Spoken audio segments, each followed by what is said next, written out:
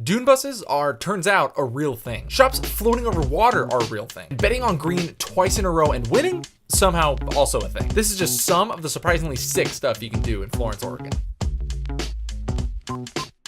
So last time we met, I told you a bit about Florence and how it's basically no surprise my dad chose to retire there after a long and busy life in the film industry. So after he debriefed me on the basics of being a forest and desert hermit, we checked out this quaint little area called Old Town. And to be real, this place was the golden ticket for Florence for my dad. Bunch of people, plenty of shops, great food, right on the river, basically a little slice of heaven.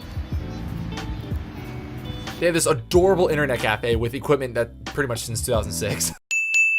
Unfortunately, this particular gift shop was just suspended 20 feet above water. Love me some vertigo. And apparently, in order to get to some of these restaurants' patio area, you have to go through these nifty little hallways. Never mind the...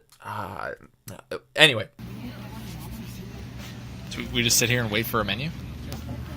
Yeah, you can't do that in restaurants. I said one supermarket, and I'm not kidding. Every town everywhere has their market of choice, be it Target, Albertsons, whatever. In Florence, it's Fred Meyer, without the S. Need a pair of Skechers? Loaf of bread?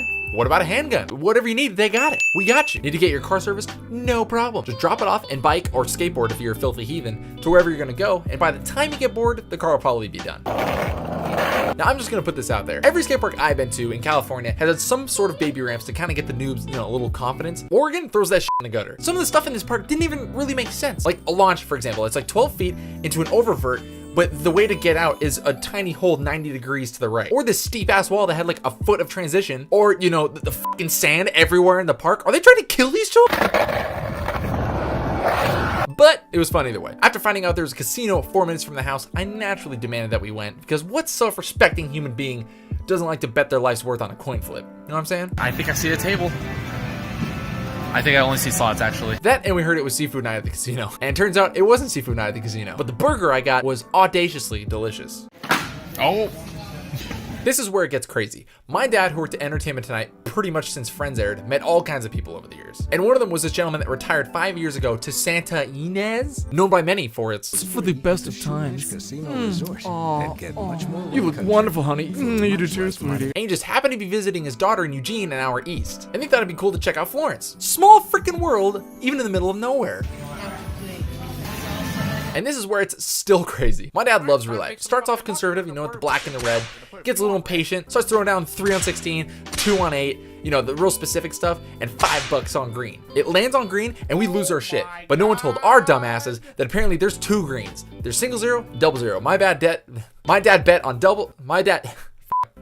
single zero, and it landed on double zero. I still give him mad props for calling out, like a 1 in 37 chance or something. After that small disappointment, he gives the money to my stepmom, and he's like, do whatever you're gonna do. She puts it on zero again. This time it lands on zero. Screw that only in Vegas shit. I'm starting only in Florence. Tell your friends. Buy a t-shirt. Rolling in dollar bills. Man killed it on roulette. How'd you do? Green. On green. On green. Now, I did mention Dune buses, and you better believe there's Dune buses. They take you all around this giant 40-mile range of just straight dunes all the way to the coast, which, get this, is still a legitimate highway with a speed limit of 25 miles per hour. Reason being, when Florence was first, setting up shop back in the 1860s, they needed to get supplies, to and from. The same 101 that goes all the way to California wasn't built yet, and bridges weren't constructed until the 30s. During the tour, you have to wear sweatshirts, masks, glasses, all this stuff, even if it's 98 out, because the sand and wind just straight punches you in the face for pretty much hours. Also, just saying, these drivers are ruthless. They'll take you full throttle down like 50-degree declines with 25 precious tax-paying civilians in the back. This is kind of where you see the whole epidemic that the Oregonians accidentally created. They were so worried about the sand blowing in from the dunes into town that they planted this grass that would kind of keep it there. The problem is, this grass isn't indigenous to Oregon, so this shit's just spreading like wildfire. Like so much so to the point, I think they're starting an ordinance where everyone's gonna go out like once a year and just try and decimate everything. Like, see all this? All this beautiful green? Those trees from last episode? Yeah, not supposed to be here. Dinosaurs didn't have it. Neither should we. Tom Young for Florence Mayor. Thank you. Thank you. Thank you. Thank you.